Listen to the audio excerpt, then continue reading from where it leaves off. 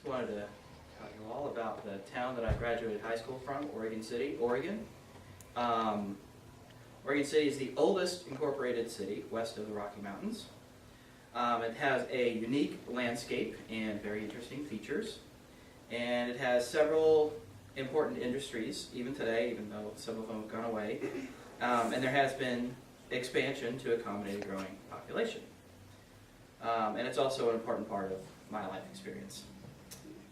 I'd like to start by telling you a little about the history of Oregon City and the region. There were several native tribes that were in the area. There was the Clowawalla, also known as the Charcoa. There were the Cashooks Indians, the Molalla Indians, and the Clackamas Indians. And two of those Indian tribes, towns that are named after them, Molalla and Clackamas. And Clackamas is also a county where Oregon City is located. The earliest settlers to the area, like a lot of settlers to a lot of other areas in the country, when they came to the region, they ended up bringing a lot of diseases, cholera, smallpox, that nearly wiped out the native tribes. It's the same as it was all over the country when settlers came in. In the 1810s or 18 teens, there was fur trading. That was a really, really big industry. It just like a lot of other parts of the country, but it was really prominent in the Northwest and in that concentrated area. The first white man to visit the Willamette Falls area, which is where Oregon City is, was named Donald McKenzie. In 1821, the Hudson's Bay Company, which is one of the largest companies in the nation here, came in and was led by Dr. John McLaughlin, who's also known as the Father of Oregon. In 1834, a Reverend Jason Lee and a Reverend Daniel Lee established the Willamette Mission, which was Methodist. In 1840, there was a Reverend Alvin Waller.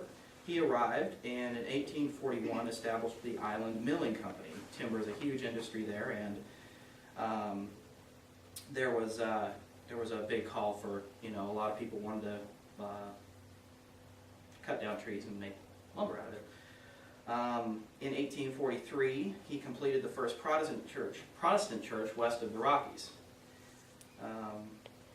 In 1844, the city incorporated, became an official city, and it was the first one west of the Rockies to do so.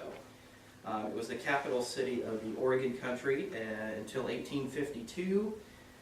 There were lumber and flour mills that really boomed, and during the California Gold Rush, a lot of people went south, but it was big business in Oregon City area to supply the miners with lumber and a lot of other support things for the mining industry. So it was kind of a mini, not really a gold rush, but it was kind of a timber rush there because there was a lot of really good lumber there.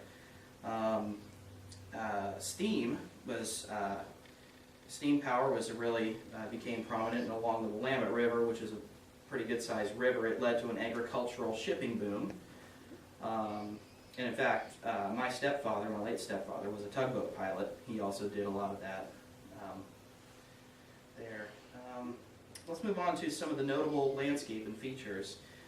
There is Willamette Falls, which is the 18th largest waterfall worldwide by volume. It's 1,500 feet wide, 40 feet high, and more than 30,000 cubic feet a second of water goes by.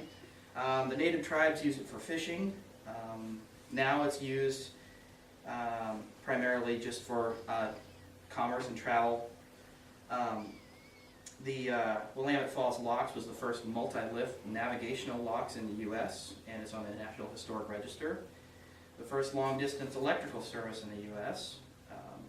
Ran from Oregon City to Portland, which is 14 miles. And also around town there's a bluff, which overlooks part of the lower city, and you can see downtown Portland 15 miles to the north.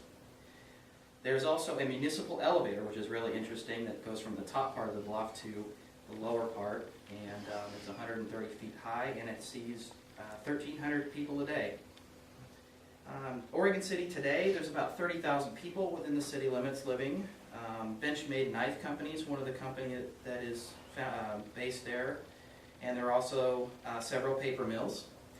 Clackamas Community College has 25,000 registered students, and it's also where I began my college education so many years ago.